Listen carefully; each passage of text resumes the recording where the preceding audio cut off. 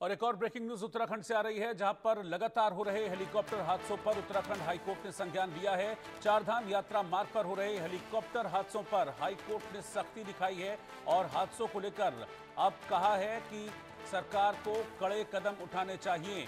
मौसम खराब है, फिर भी हेलीकॉप्टर सेवाओं का संचालन क्यों किया जा रहा है?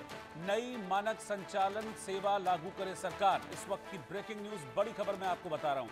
आप देखिए कि पिछले 2 महीनों के दौरान, जब से चारधाम यात्रा शुरू हुई है, बहुत सारे इंसिडेंट्स हुए हैं हेलीकॉप्टर हादसों के, जिसमें 13 लोगों की जान अब तक जा चुकी है। एक हादसे में जो गंगनानी में हुआ था, उसमें 6 लोगों की जान गई थी, और अभी पिछले दिनों सोनप्रयाग में जो हादसा हुआ, उसमें 7 लोगों की जान चली गई थी। तो पिछले 2 महीनों के दौरान 13 लोगों की जान जाना, ये अपने आप में कई गंभीर प्रश्न खड़े करता है। क्या तकनीकी खराबियां थी? क्यों अगर मौसम खराब था तो क्यों हेलीकॉप्टर सेवाओं का संचालन किया जा रहा था? ये सवाल भी हाईकोर्ट की तरफ से खड़े किए गए। कब कब हादसे हुए हैं ये आप देख पा रहे हैं इन तस्वीरों में। 8 मई, 17 मई, फिर 7 जून, फिर 15 जून को भी रिसेंटली हादसा हुआ। 15 जून को जो हादसा हुआ था उसमें 7 लोगों की मौत हो गई थी। 8 मई को भी हादसा हुआ था, उसमें 6 लोगों की जान चली गई थी। कुल मिलाकर 13 लोगों की मौत अब तक पिछले 2 महीनों के दौरान तकनीकी खामियों के चलते गई है। केदारनाथ में हेलीकॉप्टर आप देखिए कैसे वो गिर गया था नीचे। हालांकि उसमें किसी की जान नहीं गई थी, लेकिन पायलट को चोट आई थी और टेल टूट गई थी। उसके बाद 7 जून को इमरजेंसी लैंडिंग एक हेलीकॉप्टर की बीच सड़क पर करानी पड़ी थी। तो बार बार क्यों इस तरह के टेक्निकल फॉल्ट्स हो रहे हैं? अगर टेक्निकल खामियां हैं तो उनको क्यों दूर नहीं किया जा रहा? क्या जो एसओपीज हैं वो ठीक तरीके से फॉलो नहीं हो रही हैं? इन सारी चीजों को लेकर हाईकोर्ट ने नाराजगी जाहिर की है। संजय श्रीवास्तव, उत्तराखंड की ब्यूरो चीफ, इस वक्त साथ में जुड़ गए हैं। संजय, इस हादसे को लेकर हम पहले भी बात कर चुके हैं। 2 महीनों के दौरान जिस तरह से हादसे हुए, 13 लोगों की जान चली गई, इस पर अब हाईकोर्ट सख्त है कि ये तो सीधे तौर पर एक आम इंसान की जान से खिलवाड़ है। तो जी देखिए, बार बार सरकार की सख्ती के बाद जब एविएशन कंपनियां मनमानी कर रही हैं तो कौन संज्ञान लेगा? हम्म। और ये तो बहुत बड़ा विषय था जिस पे हाई कोर्ट ने संज्ञान लिया। हम्म। ये तो कह लीजिए ये कि पॉजिटिव पक्ष है कि हाई कोर्ट ने संज्ञान लिया, और हाई कोर्ट के संज्ञान लेने के बाद सरकार को और सख्त होना पड़ेगा। क्योंकि जिस दिन मुख्यमंत्री ने बैठक की, बैठक करने के बाद एसी जारी किए, दूसरे ही दिन, उसके दूसरे ही दिन हेलीकॉप्टर क्रैश करता है, 7 लोग मर जाते हैं। इसका मतलब है कि जो मुख्यमंत्री हैं और उनका जो आदेश है या जो अधिकारी हैं, जो वो आदेश दे रहे हैं मुख्यमंत्री, उसको परसू करने वाला कोई नहीं, हम्म। मॉनिटर करने वाला कोई नहीं, और न ही कोई उसको संज्ञान लेने वाला है। तो ऐसे में अगर हाई कोर्ट ने संज्ञान लिया है, ये बहुत पॉजिटिव पक्ष है, और इसे आने वाले समय के लिए महत्वपूर्ण इसलिए भी माना जा रहा है कि सरकार को जवाब भी देना है। और सीधे सीधे हाई कोर्ट ने कोई गाइडलाइन के लिए नहीं कहा है, उन्होंने सख्त लफ्जे में कहा है कि अगर थोड़ा सा भी मौसम खराब है तो किसी हेलीकॉप्टर को नहीं उड़ने दिया जाए। दूसरा पक्ष उन्होंने कहा है कि हेलीकॉप्टर में जो भी शिकायतें आ रही हैं उनका त्वरित निस्तारण किया जाए। ये बड़ा विषय था जिसे हाई कोर्ट ने संज्ञान लिया, और हाई कोर्ट में चीफ जस्टिस ने संज्ञान लिया, उनकी हम्म। जो पीठ थी उस पीठ ने संज्ञान लिया। ये बहुत बड़ा पॉजिटिव पक्ष है, जिसे ये कहा जा सकता है कि चारधाम यात्रा जो बीच बीच में रुकावट जिस तरह से आ रही थी, वह सारी अब दूर होती नजर आएंगी। जी रोहित जी। बिल्कुल जाहिर सी बात है। और इस मामले में हाईकोर्ट का संज्ञान लेना और ये कड़ी टिप्पणी करना, इसमें सीधे तौर पर मुझे लगता है कि अब कड़ी एसओपीज बनाए जाने की जरूरत है, जिनका जिक्र भी हाईकोर्ट ने किया भी था कि सख्त नियम बनाएं। फ्लाइंग किन परिस्थितियों में होनी चाहिए और किन परिस्थितियों में नहीं होनी चाहिए, इसको लेकर अब जो संबंधित डिपार्टमेंट है उसको भी सख्ती दिखानी होगी, और अगर संचालन योग्य नहीं है तो फिर इन पर रोक लगाएं। रोहित जी, एग्जीक्यूशन की प्रॉब्लम आ रही है। हाँ। प्रॉब्लम सख्त नियम की नहीं आ रही, नियम तो बने हैं।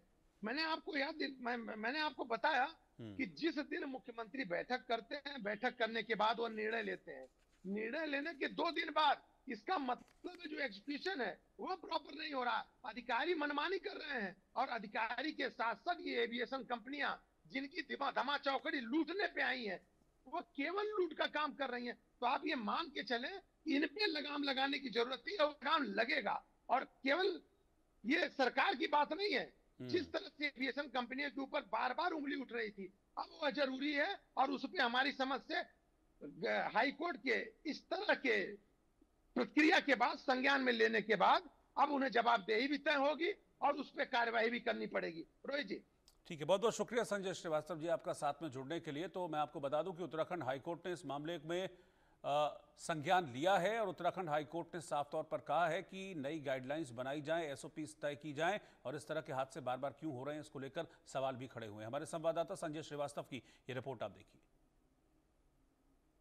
प्रदेश में लगातार हो रही हेलीकॉप्टर की दुर्घटनाओं के बाद हाई कोर्ट ने स्वतः संज्ञान लिया है। हाई कोर्ट ने सख्त निर्देश देते हुए सरकार से कहा है कि अगर मौसम खराब है तो खराब मौसम में हेलीकॉप्टर को उड़ाने की अनुमति न दी जाए और साथ में उन्होंने कहा है कि जो भी एसओपी है वह एसओपी आम जन की सुरक्षा की दृष्टि से बनाई जाए।